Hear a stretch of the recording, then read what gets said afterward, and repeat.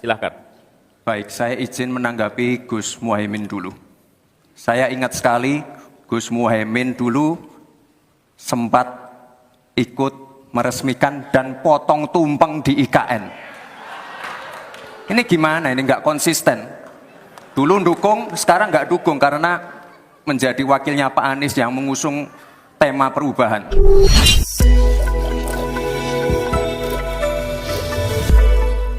Masih lanjut.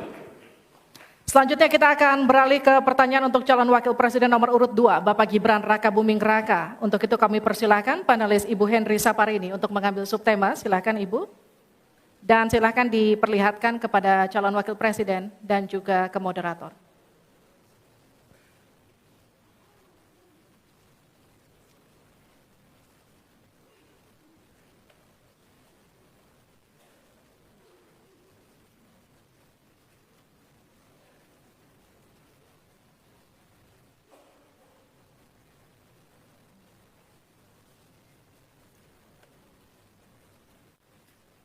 Keuangan, pajak, dan tata kelola APBN, APBD. Baik, untuk selanjutnya Pak Hieronymus Rowa, kami mohonkan untuk mengambil undian untuk mengetahui huruf apa yang akan muncul.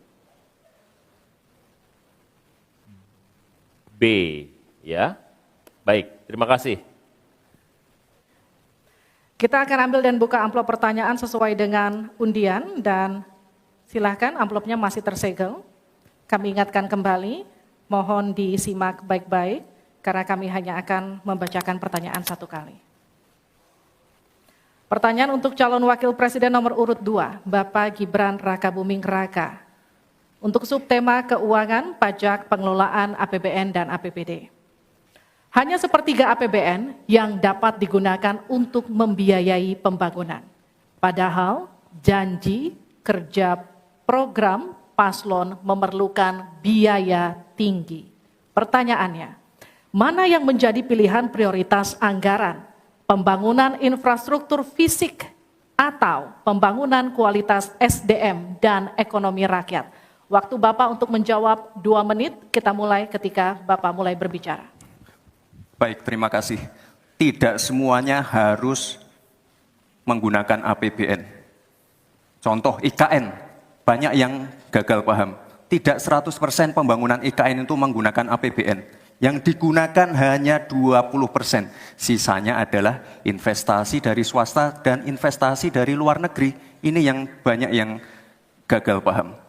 Lalu kita mengacu ke pertanyaan, infrastruktur fisik atau SDM, dua-duanya penting. Dan dua-duanya harus dijalankan secara paralel. Karena sekali lagi, untuk menuju Indonesia emas dibutuhkan generasi emas. Kita butuh future talents yang menguasai future skills.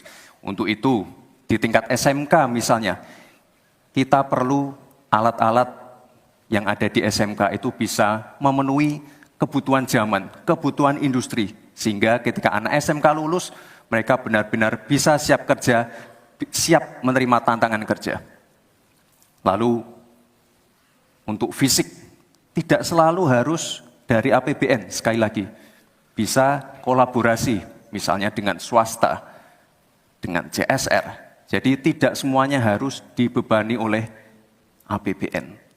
Lalu, apa PR kita ke depan? PR kita ke depan harus bisa menambah penerimaan negara. Untuk itu, kami dari Paslon 2 akan membentuk lembaga badan penerimaan negara yang dikomandoi langsung oleh Presiden.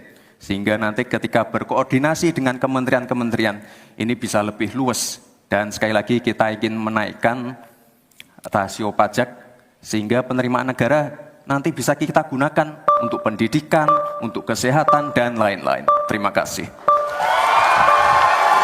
Mohon tenang. Masih ada waktu. Terima kasih. Saatnya menanggapi Pak Mahfud. Waktu Anda 1 menit dimulai dari Anda menyampaikannya. Mas Gibran, saya sangat tertarik tentang IKN dan itu bagus. Harus kita laksanakan sebagai warisan dari Pak Jokowi. Tapi tadi saya tergelitik anggaran untuk IKN itu hanya 20% dari APBN dan sisanya dari investor. Sejauh yang kita baca, sampai sekarang belum ada satupun investor yang masuk ke sana. Coba kalau ada sebutkan, kalau ada sebutkan misalnya 2 atau 1 gitu, investor mana yang sudah masuk ke sana. Yang saya dengar justru ada ratusan ribu hektar tanah sudah dikuasai oleh pengusaha-pengusaha tertentu sekarang ini. Nah, saya setuju ke depannya itu agar mengundang investor, IKN harus diteruskan tetapi pendanaannya harus sesuai dengan tujuan semula, bahwa itu sebenarnya mengundang investor. Tapi sekarang ini yang sudah jadi itu semuanya dari APBN. Sehingga memang diperlukan langkah-langkah perbaikan agar warisan baik Presiden Jokowi ini bisa kita lanjutkan. Terima kasih, selesai. Baik. Terima kasih. Kita masih lanjut. Mohon tenang. Selanjutnya giliran calon wakil presiden nomor urut 1 Bapak Muhaimin Iskandar untuk memberikan tanggapan. Waktu Anda 1 menit. Kita mulai ketika Anda mulai berbicara. Mohon tenang dulu. Iya. Saya baru tahu kalau boleh di sini juga. Supaya lebih dekat sama panelis. Bisa mulai. Jadi saya setuju bahwa yang paling penting bukan soal infrastruktur dulu atau SDM dulu. Yang paling penting dari ini adalah kemampuan membaca skala prioritas. Seluruh proyek-proyek besar yang ambisius, ini IKN sebagai salah satu contoh saja, itu kalau hanya mengandalkan APBN hampir 500 triliun. Padahal 1% saja dari 400 sekian triliun itu untuk bangun jalan seluruh Kalimantan beres, membangun seluruh kota-kota di Kalimantan beres.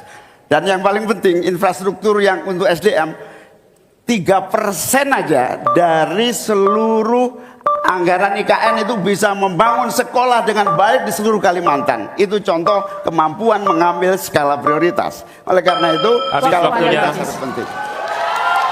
Mohon tenang. Sekarang kita berikan kesempatan kepada Pak Gibran untuk menanggapi atas tanggapan yang sudah disampaikan. Silakan. Baik, saya izin menanggapi Gus Muhaimin dulu. Saya ingat sekali Gus Muhaimin dulu sempat ikut meresmikan dan potong tumpeng di IKN. Ini gimana? Ini nggak konsisten. Dulu dukung, sekarang nggak dukung karena menjadi wakilnya Pak Anies yang mengusung tema perubahan. Sekali lagi Gus, mohon maaf, IKN ini bukan hanya membangun bangunan pemerintah, tapi juga sebagai simbol pemerataan pembangunan di Indonesia, sebagai simbol transformasi pembangunan di Indonesia. Dan untuk menanggapi Prof. Mahfud, Prof, mungkin nanti setelah pulang dari debat bisa di Google, sudah banyak yang masuk Mayapada, Agung Sedayu. Dan nanti akan tambah lagi mungkin setelah Pilpres, karena mereka akan pasti akan wait and see melihat stabilitas politik di Indonesia. Terima kasih Prof.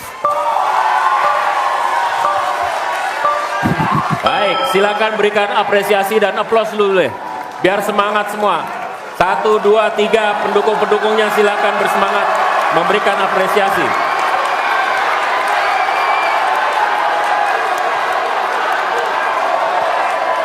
Kita masih akan lanjutkan debat ini di sesi selanjutnya, masih tentang uji panelis yang dilakukan dalam bentuk pertanyaan yang akan disampaikan.